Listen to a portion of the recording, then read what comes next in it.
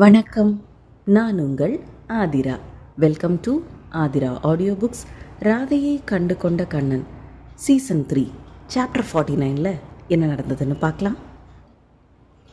நான் ஊருக்கு கிளம்பும் விஷயம் பற்றி கியாஷுக்கு எப்படி தெரியும்? ஒருவேளை ஸ்ருதி சொல்லியிருக்க வாய்ப்பிருக்குமோ? இருக்கலாம். யோசித்து பார்த்தால் ஸ்ருதி அவளுடைய தோழியானதே அவனது ஏற்பாடாகவும் இருக்கலாம்.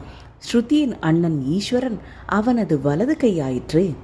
எங்கோ ஏதோ ஒரு பொறி தட்டியது ராதிஷாவிற்கு. அவளை பார்த்து கொள்ள, அவள் கூடவே உற்ற துணையாக இருக்க, அவளது தோழியாக ஸ்ருதியை ஏற்பாடு செய்தது கியாஷாக இருந்தாள். எப்பொழுதும் கியாஷ் அவளை பிரிந்து செல்ல நினைக்கவில்லை என்றுதானே அர்த்தம். அவனுக்கு நம்பிக்கையுள்ள ஈஸ்வரனின் தங்கையை அவள் அருகிலேயே வைத்துவிட்டால் அவளை பற்றிய அனைத்து செய்திகளும் அவனது காதுகளுக்கு வந்து சேரும். அப்படி என்றால் இத்தனை வருடங்களாக அவள் மேல் எப்பொழுதும் ஒரு கண் கியாஷ் வைத்திருந்தான் என்பது உண்மைதானே? அவளுக்கு நெஞ்சு அடைத்தது. அப்படி என்றால் கியாஷ் அவளை ஒருபோதும் ஏமாற்றிவிட்டு செல்லவில்லை, செல்ல நினைக்கவும் இல்லை. அவளது கண்களில் நீர் கோர்த்தது. யோசனையுடன் நிமிர்ந்து பார்த்தபோது கார் கடற்கரை ஓரத்தில் அமைந்திருந்த ஒரு வில்லாவின் வாசலில் வந்து நின்றது. டிரைவர் அங்கு வேலை செய்பவராக இருந்தும் அவ்வளவு சுலபமாக காரை அவர்கள் உள்ளே அனுமதிக்கவில்லை. கிட்டத்தட்ட 5 பாதுகாப்பு சோதனைகளை தாண்டித்தான் காரை உள்ளே அனுப்பினார்கள். பாதையின் இருபுறங்களும் பெரிய பெரிய மரங்கள் சூழ்ந்திருந்தது. அந்த தோட்டத்திற்கு நடுவில் வில்லா மிகவும் தள்ளித்தான் இருந்தது. அந்த மரங்களுக்கு நடுவில் அப்படி ஒரு வில்லா இருப்பது வெளியில் இருந்து பார்த்தால் கூட ஊடுருவ முடியாதது போல் தோன்றியது ராதிஷாவிற்கு. ராதிஷாவின் மனநிலை இப்பொழுது அமைதியாக இருந்தது. டிரைவர் அவளுக்காக கதவை திறந்து உள்ளே வரவேற்றான். ராதிஷா அந்த வீட்டிற்குள் அடியெடுத்து வைக்கும் பொழுது அவளுக்கு ஒரே குழப்பமாக இருந்தது. உண்மையில் அவளை இங்கு அழைத்து வந்தது கியாஷ் தானா, அல்லது அவர்கள் இருவரையும் பற்றி நன்றாக அறிந்த ஆதவனாக இருக்குமோ என்ற சந்தேகம் அவளுக்குள் எழுந்தது. அவளது சந்தேகத்தை உடனே வாய்விட்டு கேட்கவும் செய்தாள். ஆம் மேடம், இது மிஸ்டர் கியாஷுடைய வீடுதான். உங்களை சார் இங்கேயே அவருக்காக காத்திருக்க கூறினார். அவரது வேலை முடிந்தவுடன் அவர் உங்களை வந்து சந்திப்பார் என்றான் அந்த டிரைவர். கவின் பதவிக்கும் அந்தஸ்துக்கும் இப்படி ஒரு இடத்தில் அவனுக்கு வீடு இருப்பது ஒரு பெரிய விஷயம் அல்ல. ஆனால் எதற்காக இவ்வளவு ரகசியமாக அவனது வீட்டிற்கு அழைத்து வந்திருக்கிறான்? அவனது முடிவு என்னவாக இருக்கும்?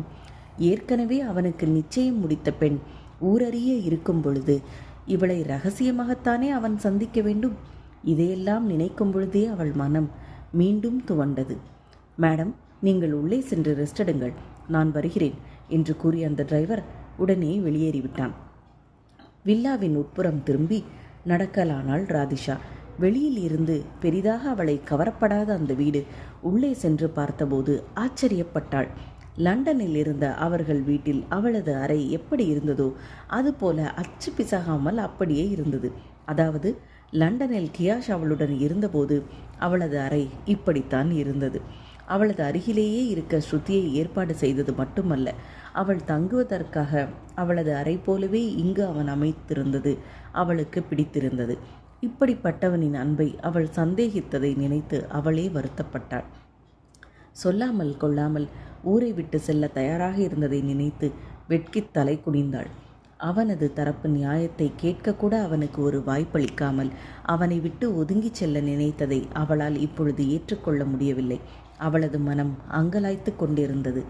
நேரத்தில் அவளுக்கு பின்னே இருந்து ஒரு குரல் அவளை அழைத்தது. 50 வயது மதிக்கத்தக்க பெண்மணி அங்கு நின்றிருந்தாள்.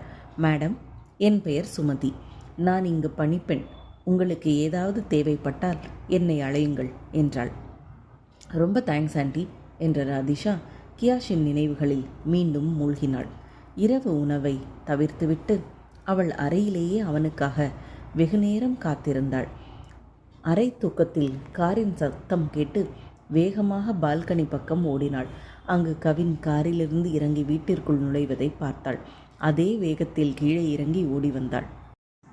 கியாஷ் என்று அழைத்தபடி ஓடி வந்து அவனை அணைத்து கொண்டாள். திஷா என்ற வார்த்தையை தவிர கியாஷ் எதுவுமே பேசவில்லை. நான் உங்களை எவ்வளவு மிஸ் பண்ணினேன்னு உங்களுக்கு தெரியுமா என கேட்டாள் ராதிஷா.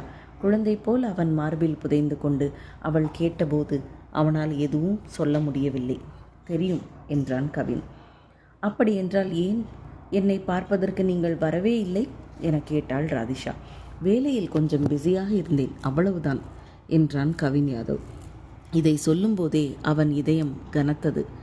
ஏக்கத்துடன் பார்த்த அவளது கண்களை அவனால் நேரில் சந்திக்க முடியவில்லை. அப்போ பிஸியாக இருந்தால் என்னை மறந்துடுவீங்களா என கேட்டாள் ராதிஷா. நான் எப்படி உன்னை மறக்க முடியும் என்றான் கவின் யாதவ். எனக்கு புரியுது, நீங்கள் பிஸியாக இருக்கிறதுனால தானே என்னை உங்களால் நேரில் வந்து பார்க்க முடியலன்னு எனக்கு புரியுது. நான் ஒன்றும் சின்ன குழந்தை இல்லை. எனக்கு நீங்கள் உண்மையாக இருக்கும் வரையில், என்னிடம் எதையும் நீங்கள் மறைக்காத வரையில் நான் உங்களுக்காக காத்திருப்பேன் என்றாள் ராதிஷா. இதை கூறியவுடன் ராதிஷா நிமிர்ந்து அவன் கண்களை ஆராய்ந்தாள். ஆனால் கவின் யாதவ் எதுவும் பதில் கூறாமல் அவளை அணைத்தபடி இடதுபுறமாக தரையை பார்த்து நின்றான். ராதிஷா மீண்டும் அவனிடம், உங்களுக்கு என்னிடம் ஏதாவது சொல்ல வேண்டியிருக்கிறதா என கேட்டாள். எனக்காக காத்திரு என்று ஒரே ஒரு வார்த்தை சொல்லுங்களேன் என மனதுக்குள் வேண்டிக் கொண்டே அவனை பார்த்தாள். ஆனால் அவனோ அவள் எதிர்பார்த்த எந்த பதிலையும் சொல்லாமல், ஏன் நீ இரவு உணவு சாப்பிடவில்லை என கேட்டான்.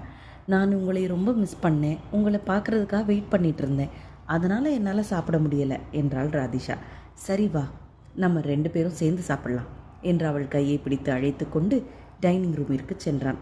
அவன் அவளுக்கு சாப்பாடு பரிமாறி கொண்டிருக்கும் போதே, கியாஷ், நான் உங்களை எவ்வளவு விரும்புகிறேன் என்று உங்களுக்கு தெரியாது. எனக்கு அதை வார்த்தைகளால் சொல்லவும் தெரியவில்லை. எனக்கு தெரியும் நான் உங்களுடன் இங்கு தங்கக்கூடாது என்று. ஆனாலும் நான் தங்கியிருக்கிறேன் என்றாள் ராதிஷா. என்ன உளறுகிறாய் நீ என்றவன் அவளது கைகளை இறுக்க பற்றி கொண்டான். எங்கு விட்டால் அவள் அவனை விட்டு பிரிந்து சென்று விடுவாளோ என்று அவனுக்குள்ளும் ஒரு பயம் இருக்கத்தான் செய்தது. இந்த லவ் ஸ்டோரியில் அடுத்து என்ன நடந்ததுன்னு நெக்ஸ்ட் எபிசோடில் பார்க்கலாம். பாய் வியூயர்ஸ்.